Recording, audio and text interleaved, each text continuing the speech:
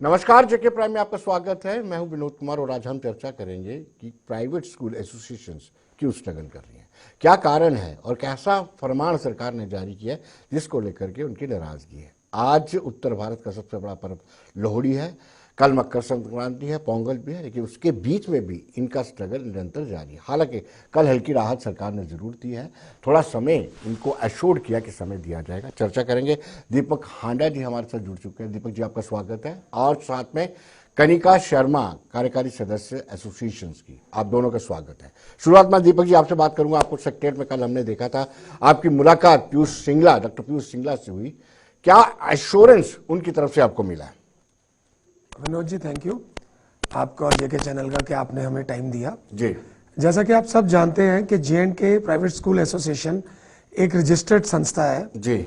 और काफ़ी समय से हम स्कूल्स के हित के लिए जद्दोजहद कर रहे हैं।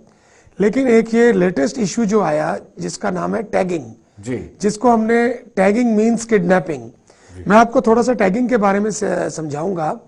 टैगिंग ये है कि जो बच्चे हमारे स्कूल्स में अपनी विल से, अपने पेरेंट्स की विल से एडमिट हुए हैं, वो अप्रैल से लेके जनवरी तक हमारे स्कूल्स में पढ़े हैं। जनवरी एंडिंग में उनके प्रैक्टिकल्स और फरवरी मार्च में उनके बोर्ड एग्जाम शुरू होने वाले हैं।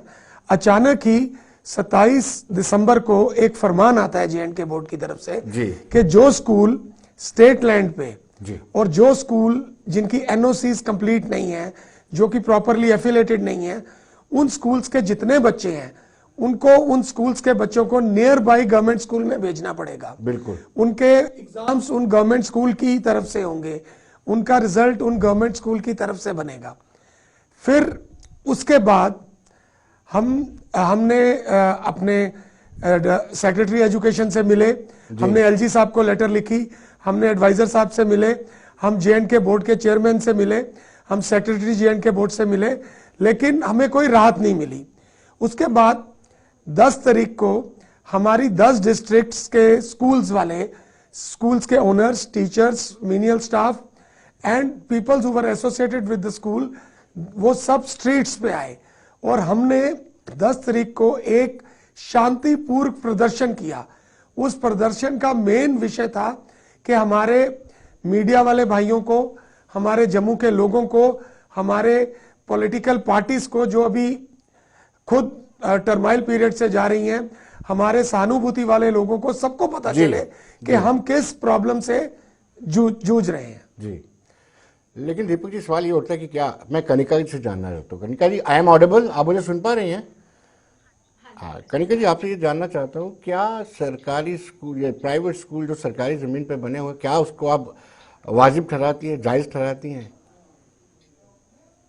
गवर्नमेंट की लैंड पर आप प्राइवेट स्कूल बना लेते हैं। देखिए, बात ऐसी है कि सरकारी जमीन जो प्रोवाइड कर दी गई है या फिर जो गवर्नमेंट या फिर किसी प्राइवेट ऑनर्स से के द्वारा ली गई है, पर्पस क्या है उस चीज का, that is the major thing. अगर वो जमीन जो है प्रॉपर बच्चों को स्टडी करवाने के लिए प्रोवाइड कर दी गई है, तो वेदर इट इज प्राइवेट और from government, that hardly matters. And the second thing is कि आप लीज पे वो गवर्नमेंट जो लैंड है वो प्रोवाइड कर सकते हैं टू द प्राइवेट ऑनर्स। तो वो सारा जो उनका भी एक्सपेंस होगा, जो भी चीजें हैं, वो सब प्राइवेट ऑनर्स जो हैं वो प्रोवाइड कर सकते हैं। जी। दीपक जी, आपसे ये पूछना चाहूँगा कि कल जो आपको एश्योरेंस मिला उससे हल्की राहत आपको जरूर मिली है? सर, कल जो हमें इंश्योरेंस मिला है, मैं आपके माध्यम से सेक्रेटरी साहब का, चेयरमैन साहब का और सेक्रेटरी जे&के बोर्ड का थैंक यू करूंगा कि उन्होंने जो हमें एक रिलीफ दिया है। हमें एनओसीज लेने में काफी दिक्कतें आ रही थी। ये जो गवर्नमेंट ने 17 एनओसीज हमारे पे तैयार की हैं, इसमें हर एक एनओसी के लिए हर डिपार्टमेंट में हमें जाना पड़ता है। कुछ एनओसीज ऐसी हैं जैसे कि केमिकल सेफ्टी हो गई, जिसमें हमें 3 लोगों को इकट्ठा करना पड़ता है। वो 3 लोगों को साथ करने में हमारा बहुत समय नष्ट हो जाता है। लेकिन कल चेयरमैन साहब ने हमें आश्वासन दिया है कि एक वो ऐसा पोर्टल तैयार कर रहे हैं कि अगर कोई भी एनओसी अप्लाई करे, अगर 10 दिन में उसको वो एनओसी नहीं मिले, तो automatically J&K board is responsible to talk to that authority. कल जो हमें राहत मिली है, कि गवर्नमेंट ने कहा है कि हम एक एफिलिएशन कमेटी की मीटिंग 29 जनवरी को दोबारा करेंगे और 10th के फॉर्म्स की डेट बढ़ा दी है उन्होंने, और 28 तक चेयरमैन साहब ने कहा जो 110 स्कूल हैं, जिन 110 स्कूल्स की टैगिंग हो रही है उनकी एनओसीज की वजह से, वो 110 स्कूल्स को ये रिलीफ मिला है कि अगर वो अपनी एनओसीज पूरी कर देंगी ये 17 दिन के समय में, तो चेयरमैन साहब ने आश्वासन दिया है कि उन स्कूल्स के बच्चों को अनटैग कर दिया जाएगा। जहां तक सर स्टेट लैंड की बात है, हम उसमें गवर्नमेंट के बिल्कुल साथ हैं। जो भी गवर्नमेंट की पॉलिसी है, we respect the policy of the government. जी कनिका जी, आपके कटरा के कस्बे की बात करें, टाउन की बात करें, वहां पर कितने बच्चे इस तरह से टैगिंग की चपेट में आ रहे हैं और कितने स्कूल इफेक्टेड हो रहे हैं सर? सर कटरा की बात करें तो कटरा में खास करके अगर टाउन की बात करें, वहाँ कुछ खास स्कूल नहीं है जो कि टैगिंग की चपेट में आए हो। रियासी डिस्ट्रिक्ट से लेके ये जम्मू एंड कश्मीर के पूरे स्कूल के बच्चों का मुद्दा है, तो हम सब इस हार्ड टाइम पे सभी साथ हैं। ये मैटर नहीं करता कि किसका बच्चा, लेकिन ये एक चीज है कि हम सभी जो हैं इस समय एज अ स्कूल एसोसिएशन सामने आए हैं, ताकि किसी को भी किसी टाइप का भी कोई प्रॉब्लम है तो हम सभी इस मुश्किल मौके पे जो है एक दूसरे का साथ दें। तो this is the matter. Deepak ji, private players का बड़ा रोल रहता है, ये आप भी जानते हैं, और ये 3 हिस्सों में चीज़ें बटी हुई हैं। एक तो बहुत बड़े बड़े स्कूल हैं जिनके साथ आप मुकाबला नहीं कर सकते हैं, एक गवर्नमेंट स्कूल्स हैं, गवर्नमेंट इंस्टीट्यूशन है, और एक बीच का आप एक बात है और आपका बहुत इम्पोर्टेंट रोल रहता है। लेकिन आज जा करके सरकार का जो निशाना है वो आप वाले पोर्शन पे ही पड़ता है, इसकी क्या वजह है? सर ये एक ऐसा आपने बड़ा टचिंग पॉइंट टच किया है, जो कि यूं कहा जाए दुखती नब्ज पे हाथ रख दुखती दिया। नब्ज पे हाथ रखा है। ये एक आप जैसा पत्रकार ही इस जगह सही चीज पे पहुंचा है, जो कि हमारी एक दुखती रग है। सर हमें खुद समझ नहीं आती कि हमारा कसूर क्या है। हमने कोविड के टाइम पे गवर्नमेंट का हर ऑर्डर माना, जो जो गवर्नमेंट ने कहा हमने माना। गवर्नमेंट ने एक हमारी मीटिंग के बाद एक पैनल तैयार किया जिससे उन्होंने हमारी लो बजटेड स्कूल्स की आर्थिक स्थिति पूछी। हमने सारे स्टैटिक्स उनको दिए। अकाउंट्स डिपार्टमेंट ने 39 करोड़ हमारे लिए सैंक्शन भी किया, जिससे हमारे टीचर्स को, हमारे स्कूल्स के ओनर्स को, हमारे स्टाफ को एक राहत मिलती। उससे हम सब बहुत खुश हुए कि गवर्नमेंट हमें भी अपना समझ रही है। लेकिन विनोद जी, बड़े दुख के साथ कहना पड़ता है, वो सब कुछ कागजों में ही रह गया। हमेशा कोई भी बात होती है, सबसे पहले टारगेट लो बजटेड स्कूल होते हैं। क्यों? क्योंकि हम इस समाज के लिए सेवा कर रहे हैं। और सर मैं आपको बताऊंगा, ये जो हमारे लो बजटेड स्कूल्स हैं जी। ये इस रियासत के सबसे पुराने स्कूल हैं। ये जो अब नए स्कूल्स आए हैं, इनको आए हुए 10 से 20 साल हुए हैं। They are only in here since 2 decades, but we have been serving this state, now we can call UT, for more than 6 decades। Yes. और गवर्नमेंट को भी देखना चाहिए, जिन लोगों ने अपना खून पसीना, अपना सब कुछ इस स्टेट को दिया है, और लिया क्या है इन टर्न नथिंग। सर हमारी मात्र फीस हमारे स्कूल्स की एवरेज है 600 से लेके 1200 तक, और 600 से लेके 1200 तक की फीस में भी हम लोग सोसाइटी को दे रहे हैं। हमारे पे कोविड के टाइम पे एडमिशन फीस, एनुअल चार्जेस सब बंद कर दिया गया। हमारे एडमिशन फीस आज भी बंद है। और मैं आपके चैनल से ये गारंटी दे सकता हूं कि हमारा लो बजटेड स्कूल, जो 6000 से ज्यादा स्कूल हमारे साथ एसोसिएटेड हैं, एक भी स्कूल गवर्नमेंट के ऑर्डर के बिना एक भी चीज नहीं कर रहा। हमारे पे फी फिक्सेशन कमेटी थोप दी गई। फी फिक्सेशन कमेटी ने सर बिना किसी को कॉन्फिडेंस में लिए, बिना किसी के पैरामीटर्स दिए, हर स्कूल्स की फी फिक्स कर दी। मैं आपके माध्यम से चेयरमैन फी फिक्सेशन कमेटी से पूछना चाहूंगा कि एटलीस्ट आपकी कमेटी को स्कूल्स में विजिट करना चाहिए था।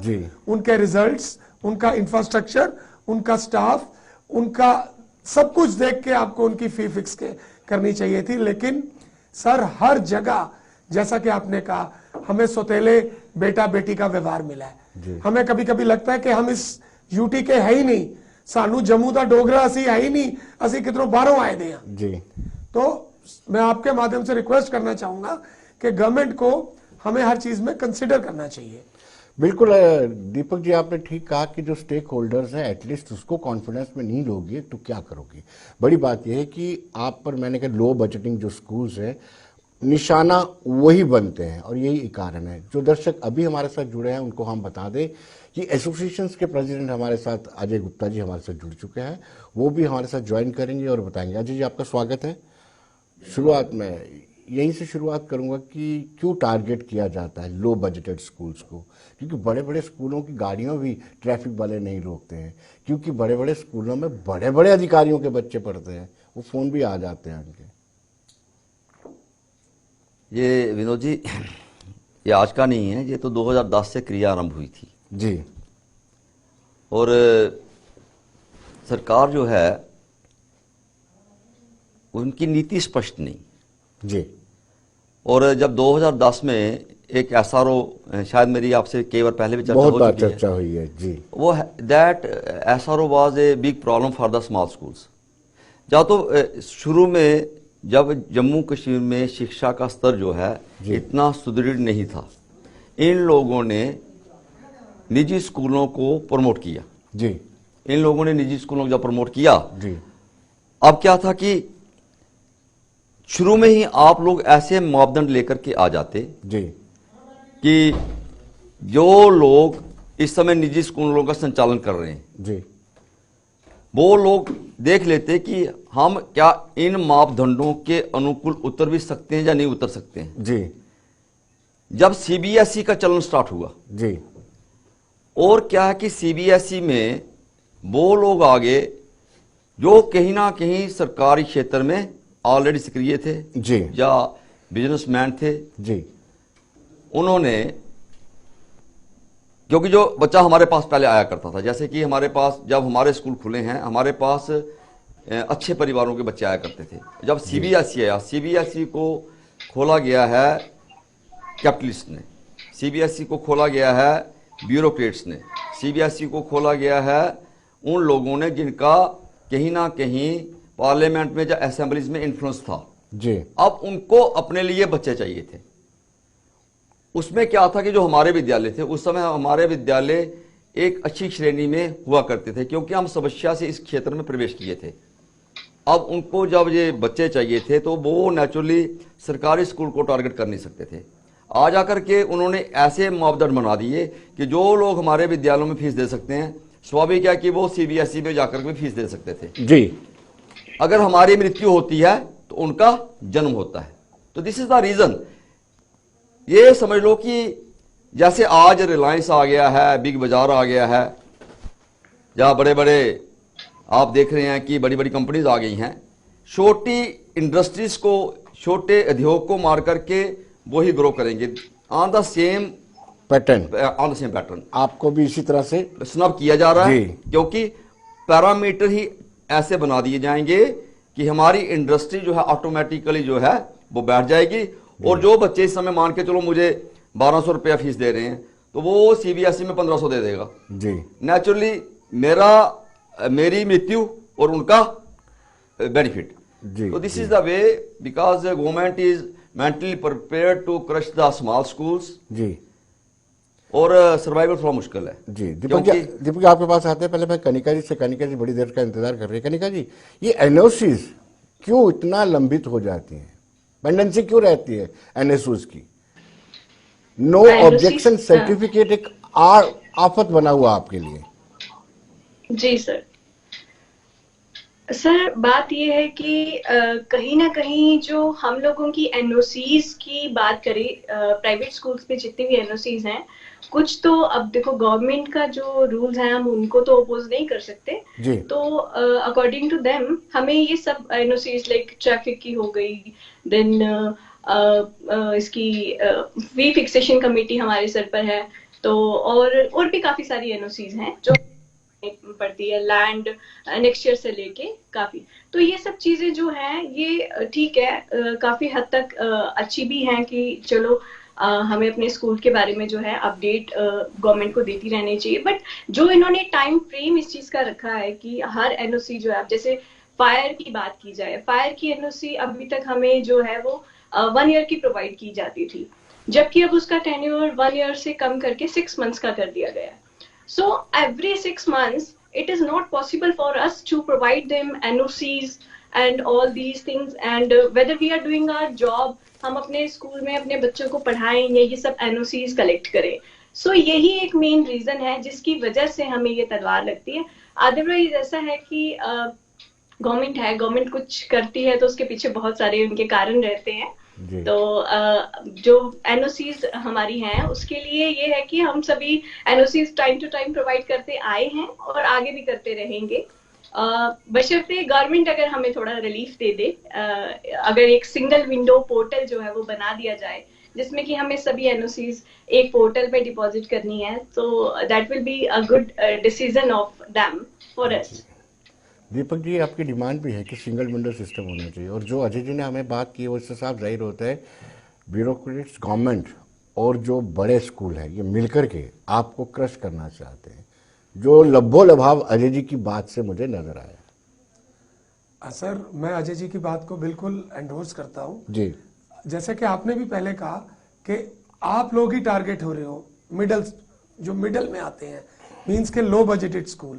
सर, आपका रोल बड़ा है, बड़ा रोल है, इंपॉर्टेंट रोल है आपका. सर, हम इसलिए टारगेट हो रहे हैं क्योंकि हम लोग एनओसीज, गवर्नमेंट की फॉर्मेलिटीज पूरी करने में इतना उलझे रहते हैं कि हम उसी चीज में उलझे रहते हैं.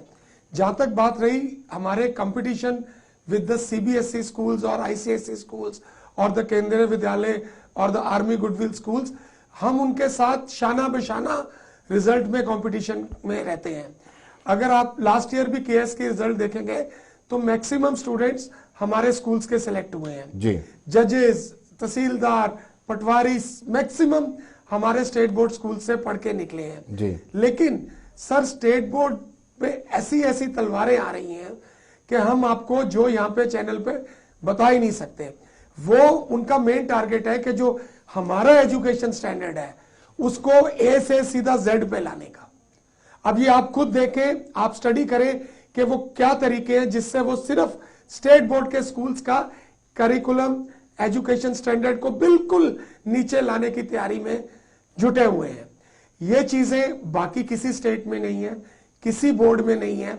Every student has a right to study wherever he wants, whatever material he wants to use Yes. to study.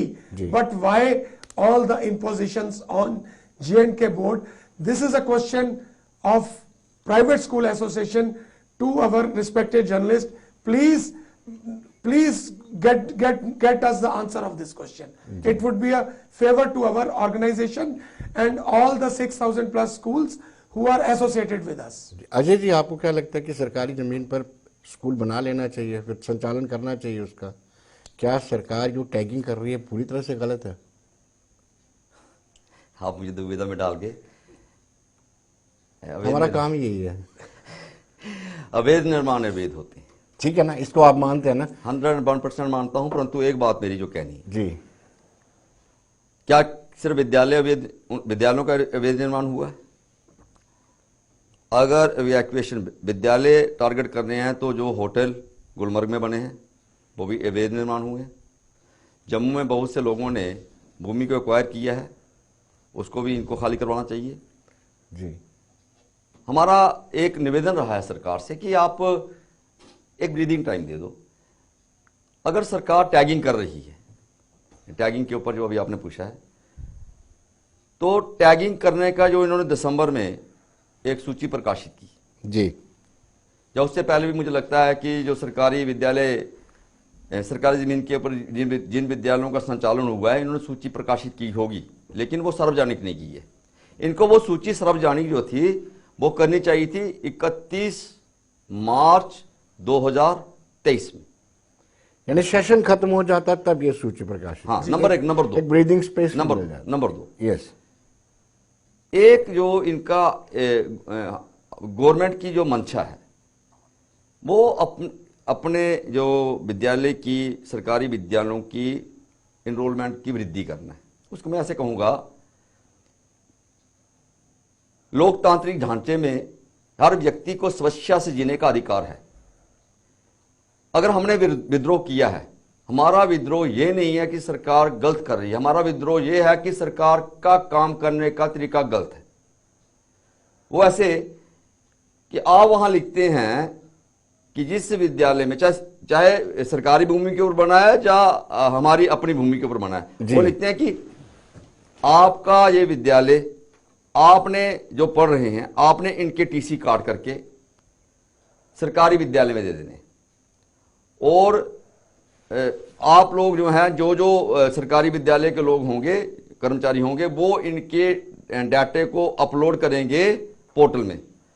हमारा ये कहना था कि आप सरकारी विद्यालय के लिए क्यों कह रहे हैं, आप कहो पेरेंट्स से कि ये विद्यालय जो हैं इनकी मान्यता रद्द हो गई है, ये विद्यालय जो है ये सरकारी भूमि के ऊपर इनका निर्माण हुआ है, ये विद्यालय आज के बाद अवैध हैं, आप अपने बच्चों को उठा लो और किसी भी दूसरे विद्यालय में डाल दो, रिकॉग्नाइज किसी, चाहे वो सीबीएसई में डालें या किसी भी दूसरे रिकॉग्नाइज विद्यालय में डालें या गवर्नमेंट विद्यालय में। पेरेंट अपनी स्वेच्छा से अगर किसी भी विद्यालय का चयन करते हैं, गवर्नमेंट उनको बांध करके ये नहीं कह सकती कि आप सरकारी स्कूल में इन बच्चों को डालो। अगर उन्होंने सरकारी विद्यालय में बच्चे को डालना होता तो वो एक प्राइवेट विद्यालय का चयन क्यों करते।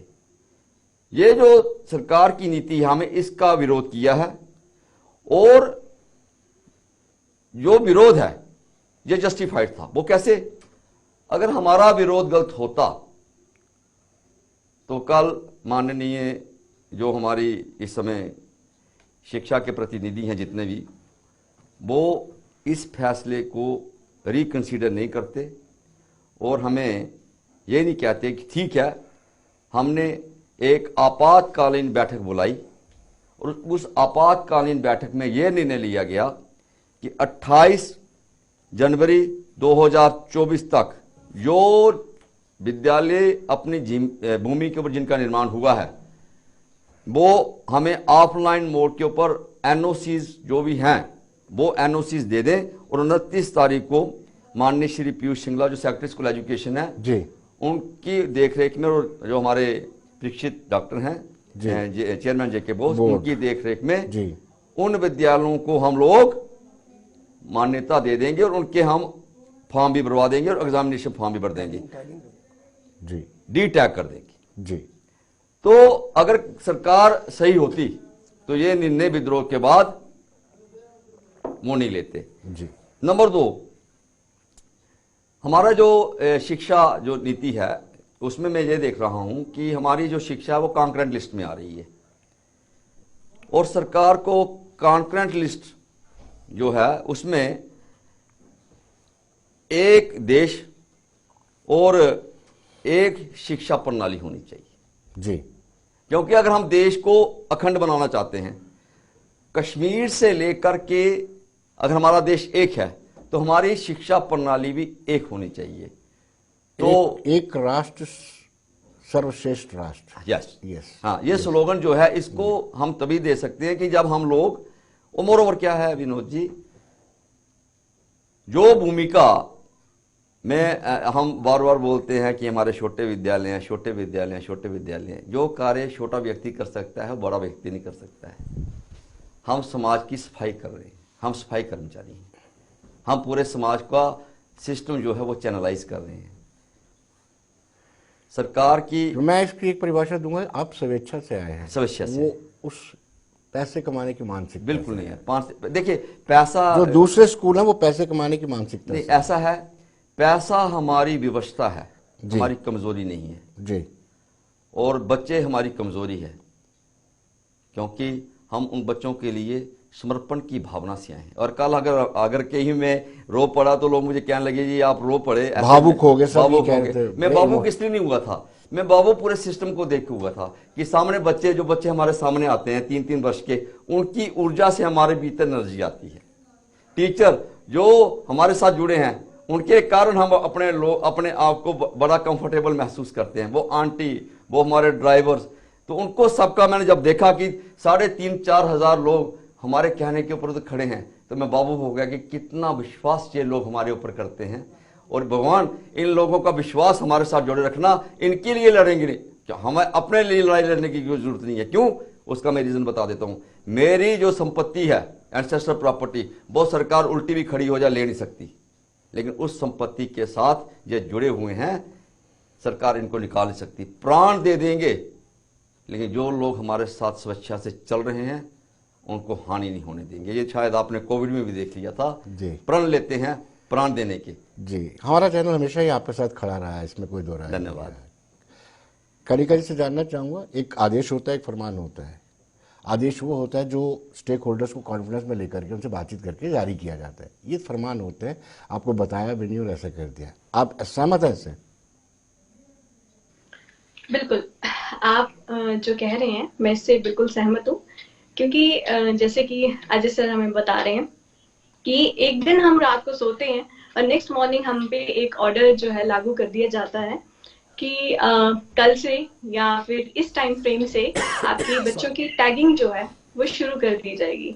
It was a matter of shock for all of us, and अचानक से हम सब जो हैं इकट्ठे होकर या फिर ये मीटिंग इस पे डिसाइड करने लगते हैं कि ऐसा ऑर्डर बिना हमारी प्राइवेट स्कूल एसोसिएशन, जो कि हमारी जम्मू एंड कश्मीर की इस समय रिकॉग्नाइज्ड एंड एक बहुत बड़ी एसोसिएशन है, जिसके साथ लगभग हमारे पूरे जम्मू एंड कश्मीर के पूरे स्कूल्स जुड़े हुए हैं, उसको भी कॉन्फिडेंस में नहीं लिया जाता है, या फिर किसी एक तरीके से ऑन टेबल या कोई भी एक बात जो हम तक सिर्फ एज अ फरमान पहुंचती है उस चीज के लिए। और इतना बड़ा डिसीजन कि जो बच्चे शुरू से हम लोगों के पास पढ़े हैं और उनको अचानक से रातों रात किसी और स्कूल में शिफ्ट किया जाता है, वो भी in the middle of the session, जबकि उनके बोर्ड के एग्जाम्स उनके बिल्कुल सिर पे हैं। वो बच्चा किस तरीके से फील करेगा, ग्राउंड लेवल्स पे इनका क्या प्रभाव रहेगा, ये सब चीजें ना सोचकर एक डेस्क पर बैठकर या एक टेबल पे बैठकर एक डिसीजन ले लेना,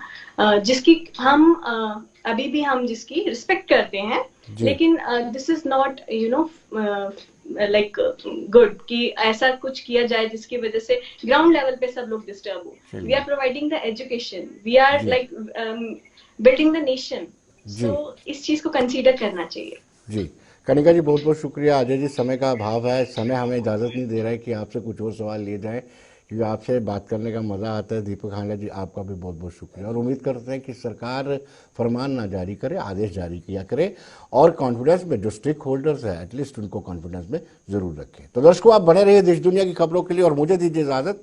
नमस्कार।